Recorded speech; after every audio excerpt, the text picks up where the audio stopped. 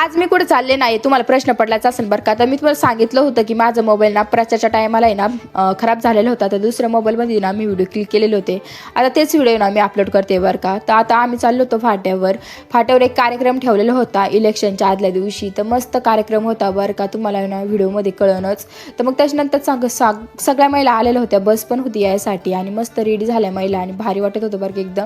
त्याच्यानंतर भाऊजीने म्हटलं हाय करा बरं का व्हिडिओमध्ये, तर त्यांनी हाय केलं. त्याच्यानंतर इतकं जवळून हेलिकॉप्टर गेलं ना इथून, तर सगळ्या महिला वगैरे सगळे तिकडेच बघत होते बरं का. मग त्याच्यानंतर ना फाट्यावर एक कॉलेज आहे, कॉलेजमध्ये मस्त असा नाश्ता होता. तर सगळ्या महिला आल्या होत्या बरं का इकडं आणि भरपूर महिला होत्या, मी तुम्हाला दाखवते. त्याच्यानंतर काय बाबा मस्त असं भारी वाटत होतं बरं का सगळ्यांसोबत. आणि आपली भाची बरं का, आणि ही पण आपली भाची, ही एकट्या काय खेळत होतं काय माहीत बाबा इकडं.